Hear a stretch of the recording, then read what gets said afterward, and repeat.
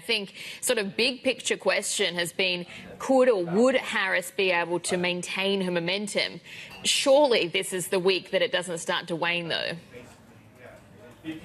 Yeah, you usually get a convention bump, as it's called, from, right after the convention. And she's had a few good weeks. It's not only, when you think about it, Heidi, she hasn't even been the nominee for a month yet. It was the 21st of July when President Biden announced he would not run for re-election. So it's been a remarkably short period and, full of a lot of enthusiasm. Democrats who really were, starting to think they were going to lose this because after that disastrous debate performance by the president in late June, now have reason to hope. This will be a week, though, where the vice president will have to define herself, will have to hone her message to voters who don't really maybe know her all that well. And she will do that in her speech Thursday night, but others will be doing that for her during this week. We'll hear from President Biden himself tomorrow night. He's coming in just for the speech. The First Lady will speak, then they leave.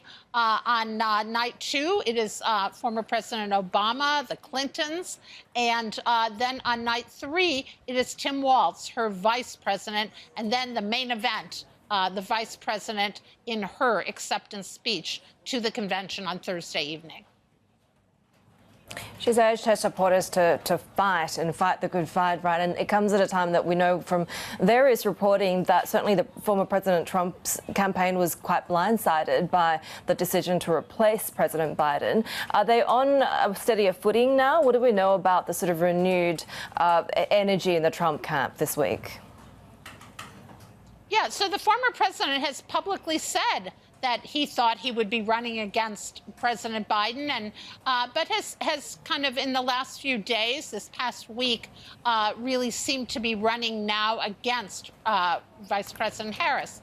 He will be counter-programming this week a great deal. That's not usually done as much in during your rivals convention, but he will be out there at rallies, press conferences, events, in swing states, in Pennsylvania, in North Carolina. He's really going to be hitting the trail this week. And this really shows the importance of Pennsylvania.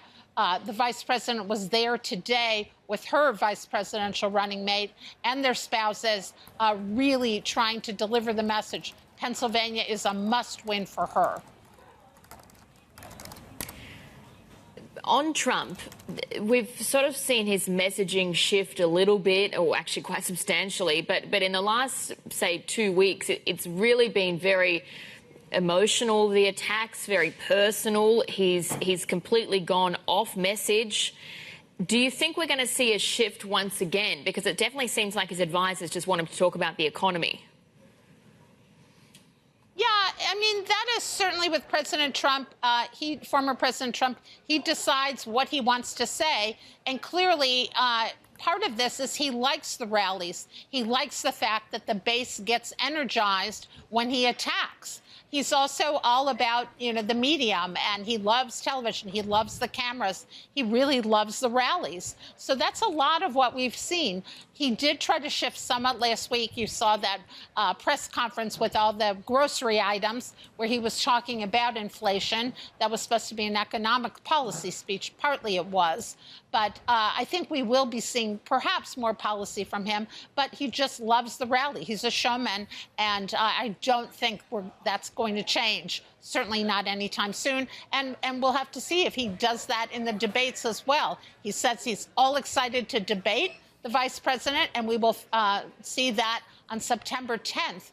They will have their first debate, and that's certainly going to be very telling, both reintroducing him to the public with a new rival in Kamala Harris.